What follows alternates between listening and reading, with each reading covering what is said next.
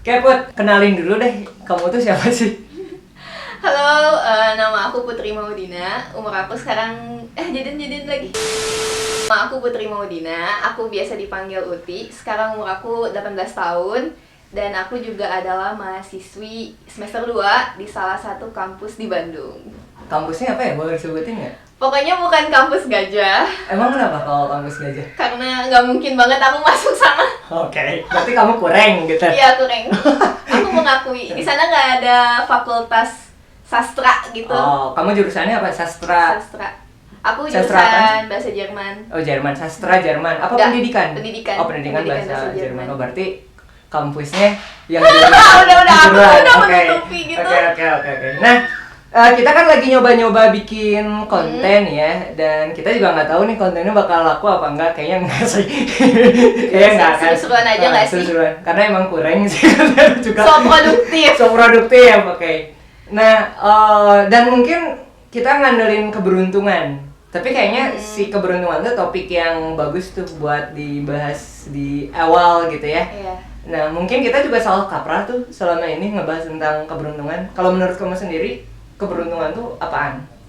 Oke, jadi sebenarnya aku tahu tentang secara harfiah tentang keberuntungan ini tuh baru akhir-akhir ini. Secara harfiah yang ada di googling di Wikipedia. Jadi Wikipedia bilang bahwa keberuntungan tuh hasil dari kesempatan dan kemampuan. Dan sedangkan si kemampuan ini tuh kan lahir dari konsistensi kita selama ini. Konsistensi sendiri adalah hal yang kita lakukan secara terus-menerus, berulang kali, hingga akhirnya kita menjadi sesuatu gitu. Hal itu menjadi sesuatu atau kita menjadi ahli dalam hal tersebut. Misalnya kayak gini ya, Contoh. kita langsung kasih contoh aja. Togel. Enggak, itu lain hal. Oh, lain Ini hal. kita bahas dari konsistensi dulu ya sebelum Konsistensinya. keberuntungan, karena konsistensi ini merupakan satu rumus untuk menghasilkan keberuntungan. Misalnya kayak gini, si A ini dia dari dulu suka nonton anime, baca manga, terus akhirnya dia tertarik untuk belajar bahasa Jepang, sampai akhirnya dia bertahun-tahun belajar bahasa Jepang, sampai suatu saat dia ketemu sama kesempatan exchange di Jepang. Nah, perpaduan antara dia ketemu kesempatan exchange ke Jepang dan dia udah mampu berbahasa Jepang, itu kan akan memudahkan dia untuk keterima beasiswanya nggak sih? Karena dia udah bisa. Nah, itu juga disebut dengan keberuntungan. Karena ada usaha, ada effort. Oke, tadi kan kita udah bahas tentang keberuntungan. Sebenarnya yang kita sering salah kaprah itu di keberuntungan dan kebetulan. Oh, itu dua hal yang berbeda ya? Beda. Kalau misalnya kita suka kayak gini kan, menang togel tuh beruntung banget loh gitu. Itu bukan beruntung, karena beruntung tadi ada rumusnya tersendiri kan. Itu namanya kebetulan. Karena kebetulan ini tuh effortless gitu loh. Oke. Kita nggak harus punya keahlian. Even emang ada keahlian togel gitu atau ngode. Kan nggak ada ya, tetap aja. Pakai ini yang mimpi gitu. Ya itu nggak tahu, itu bukan ranah kita. Pokoknya Okay. itu nggak bisa dilakukan secara berulang kali dan itu nggak berkembang. Misalnya kayak gini, aku minggu kemarin dapat togel misalnya, terus dapat 2 miliar. Apakah minggu berikutnya aku akan dapat 2 miliar lagi? Belum tentu, ya kan? Nah, sedangkan kalau misalnya beruntungan, mungkin si A yang tadi gak akan dapat berulang kali exchange ke Jepang. Tapi dari dia dapat exchange ke Jepang bukan berarti perjalanan dia terhenti di situ aja dong. Perjalanan dia dengan keahliannya berhenti di situ aja. Jadi sebenarnya si konsistensi ini tuh bukan bikin kita untuk cuman mencapai di satu titik doang, misalnya sukses udah aja, tapi untuk bikin kita jalan terus. Oke, jadi ada dasarnya gitu ya kalau keberuntungan. Berarti kalau misalnya kita nih bikin konten gitu ya, terus tiba-tiba jadi laku gitu si kontennya, tapi agak nggak mungkin sih. Masalahnya konten ngobrol-ngobrol kayak gini tuh udah banyak yang jauh lebih bagus gitu. Tapi kalau tiba-tiba kita jadi naik, berarti itu namanya keberuntungan. Karena kita doing something gitu. Doing something. Itu keberuntungan. Dan peluangnya apa? Mungkin peluangnya kan kita ditonton orang, kita dapat brand. Itulah yang pola yang udah terjadi sekarang ini kan gitu. Maksudnya udah jadi rahasia umum gitu. Sekarang kita lihat deh contoh tentang konsistensi ya. Kita kasih babak baru di konsistensi. Tahu kan film Shawshank Redemption? Tahu yang penjara, Iya, yang di penjara. Itu kan si Andy. Oh iya benar. Si Andy, pemeran utamanya namanya dia ngegali ini ya, apa, tembok yang dijebol. Nah, si Andy-nya ini dia masuk penjara karena perbuatan yang sebenarnya bukan salah dia kan? Tapi kan dia harus dengan sanksi seumur hidup di penjara. Tapi si Andy ini punya yang namanya apa ya? Desire untuk survive gitu dan balik lagi untuk memperbaiki hidupnya. Akhirnya di plot twistnya tuh kan dikasih tahu bahwa dia bisa keluar dari penjara itu lewat ngebobokin tembok. Si tembok yang pakai palu itu kan. Iya kan, dia selama ini ditutupin, dia minta poster buat nutupin itu. Ternyata dia di balik posternya itu udah ada lubang gede yang ternyata udah dia bobokin selama 19 tahun. Coba dia berusaha untuk keluar dari penjara itu selama 19 tahun. Tapi daripada dia diem dan menerima takdir hidupnya gitu untuk di penjara seumur hidup padahal dia melakukan kesalahan yang bukan dia gitu. Dia lebih baik untuk melakukan itu. Nah, 19 tahun itu untuk keluar, bayangin 19 tahun itu kan bukan waktu yang singkat ya. Tapi dia konsisten tiap harinya untuk ngebobok si tembok itu sampai akhirnya dia bisa keluar. Itu kan the art of consistent kalau menurut aku. Ya sih. Sama kayak yang punya KFC. Siapa sih? Nggak tahu lagi. Yang udah tua itu loh. Dia emang kenapa? Jadi dia awalnya tuh nawarin kayak resep di umur berapanya yang entah nawarin resep ke door to door gitu tentang si ayam crispy ini. Oh, soalnya door to door. Jualan ayam. Jualan ayam door to door sampai akhirnya dia kan konsisten tuh door to door. Terus selama perjalanan hidupnya itu kan gak mudah juga. Sampai akhirnya si KFC itu terkenal ketika dia udah mau meninggalkan di saat-saat terakhir hidupnya. Itu juga kalau menurut aku atas konsistensi. Dia percaya gitu. Dia percaya bahwa si ayam itu bisa mendunia gitu. Sama halnya kayak si Andy tadi, dia percaya bahwa gak sia-sia gitu untuk ngelakuin hal ini secara terus-menerus. Oke Put, pertanyaan berikutnya ya. Nah ini kan kita sering ngedebatin nih masalah mana yang lebih bagus antara quantity sama quality itu, kuantitas atau kualitas. Kalau menurut kamu gimana? Kualitas. Jadi disatuin kuantitas versus kualitas. Jadi sebenarnya ini aku pernah baca di bukunya James Clear yang judulnya Atomic Habits. Itu buku emang udah mendunia, kayak udah bestseller gitulah. Iya, tapi aku belum baca sih. Ada satu yang bikin aku menarik, kayak ini juga kita kadang salah persepsi gitu. Kadang kita dulu aku sebelum sering seneng baca buku, dengar perkataan orang tuh langsung percaya, dengar perkataan orang langsung diterapin, padahal itu belum tentu cocok buat kita juga gitu loh. Terus sampai akhirnya beruntungnya aku nemu buku ini.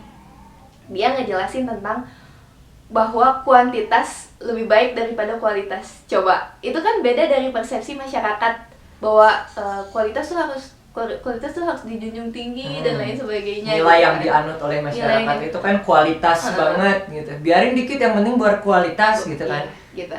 Nah, di sini ada salah satu dosen yang dia bikin penelitian juga di situ. Dosen kayak DKV lah kalau di Indo tuh, desain komunikasi visual. Ada mata kuliah fotografi nih. Si kelas tuh dibagi dua. Ada kelompok A dan kelompok B. Si kelompok A itu dosennya bilang, kamu bikin satu foto, kamu kumpulin satu foto, tapi yang bener-bener bagus gitu. Nanti nilai kamu 9 gitu. Sedangkan si kelompok B, kamu bebas mau ngirimin foto ke saya berapapun, sebanyak-banyaknya. Semakin banyak kamu memfoto, semakin banyak kamu dapat nilai dari saya. Jadi kan bisa dilihat kalau yang kelompok A, dia tujuannya kualitas satu foto tapi bagus banget. Kalau yang kelompok B, itu dia terserah mau foto kayak gimana, asal banyak kumpulin nilainya nanti bagus gitu kan. Kemudian kesempatannya mungkin ya, jadi lebih banyak kesempatan untuk dapat foto bagusnya, lebih besar kemungkinannya karena dia kan ngejepretnya banyak gitu ya. Iya, nah ini yang aku bakal bahas. Nah, setelah si dosennya ini ngeliat nih si prosesnya, ternyata yang dapat foto bagus tuh justru yang di kelompok B tadi. yang disuruh ngumpulin foto aja gitu, gak usah mentingin kualitas. Pokoknya mereka sebanyak-banyaknya aja ngumpulin foto. Tapi ternyata si dosennya itu ngeliat foto yang lebih bagus tuh di yang si kuantitas ini. Kalau misalnya sedangkan kita yang di kelompok A ini cenderung kurang gitu kata si dosennya ini. Terus kemudian setelah dilihat lebih dalam gitu, kok bisa ya gitu, padahal kan tujuannya beda dan hasilnya juga ternyata benar-benar beda. Ini tuh yang mematahkan kenapa kuantitas lebih baik daripada kualitas. Nah ternyata jadi ketika kita melakukan lebih banyak kesalahan, kita akan menemukan cara yang lebih baiknya tuh kayak gimana. Ya nggak sih? Jadi trial and error, terus mereka dapat punch-nya gitu di atas trial and error, terus foto-foto jepret-jepret, mereka nggak takut salah, mereka ya kalau salah kan bisa coba lagi terus jepret aja gitu. Sedangkan yang kelompok A tadi yang memikirkan kualitas, terlalu banyak mikir kayak cahayanya kurang bagus, atau segi pencahayaan, dari segi kualitas warna, mereka terlalu banyak membayangkan, berimajinasi bagaimana si foto ini harus bagus gitu, daripada mereka langsung coba trial and error-nya aja. Itu sih kalau menurut aku. Dan ini tuh terjadi mungkin di antara banyak teman-teman aku yang suka ngerasa kalau mau bikin sesuatu, misalnya aku pengen bikin buku nih, terus nanti aja deh nulisnya gitu, kan harus bagus, sampai akhirnya kita nggak pernah ngerjain. Karena sebenarnya semua karya kita tuh gak akan ada yang semuanya masterpiece gitu, ya nggak sih? Dan si masterpiece ini tuh tergantung yang menikmati karyanya itu, karyanya juga kan gitu. Apalagi kan kalau misalkan sekarang nih di zaman 4.0 gitu ya, dimana informasi itu kan jedar. Bikin satu karya hari ini, besok udah ada lagi karya yang baru. Jadi dalam satu waktu yang sama tuh berapa karya yang rilis gitu kan. Dan kalau kita kayaknya emang benar juga sih tadi yang menurut kamu, kalau kita bikin satu karya yang emang perfeksionis gitu, mentingin quality, mungkin emang iya gitu ya, kayak bakal laku dalam satu waktu itu. Tapi mungkin kita juga bakal cepat untuk dilupakan, ya kan? Karena orang juga bakal terus-terusan membuat karya yang itu tuh bakal nutupin karya kita gitu nggak sih menurut kamu? Dan menurut aku ini tuh jadi mindset biar kita berani buat mulai. Bayangin kalau misalnya Joko Anwar gak pernah mulai bikin film. Bayangin kalau misalnya Angga Sasongko gak pernah berani buat mulai bikin film. Dia kan waktu SMA tuh pertama kali bikin film. Coba mereka kan kalau mereka terus berimajinasi tentang harus kayak produser di luar negeri atau sutradara yang alur ceritanya gini, sampai kapanpun mereka cuman berimajinasi tentang kesempurnaan itu sendiri tanpa mereka tahu trial and error. Sorry, tadi ada motor ya. Mereka berani untuk memulai gitu, mereka cuman berani untuk membayangkan, berimajinasi tentang kesempurnaan, ya nggak sih? Kadang misalnya aku pengen jadi penulis, terus aku mikir aku jadi penulis novelnya harus bagus dan lestari gitu, tanpa aku berani nyoba nulis, tanpa aku berani mulai, ya sampai kapan mau jadi gitu kalau misalnya kita nggak nemu trial and error-nya. Dan itu udah dipraktekin? Udah, tapi belum jadi novel. Nah itu aja ya, mungkin itu yang bisa kita sampaikan ya. Closing deh dari kamu. Buat aku hidup kita di dunia ini tuh terbatas. Berapa sih, Nabi juga kan 64 tahun, sisanya kalau lebih dari 64 tahun itu katanya bonus, 64 atau 63. Jadi karena hidup ini terbatas dan orang tuh sebenarnya nggak bener-bener merhatiin kita, dan itu bagus.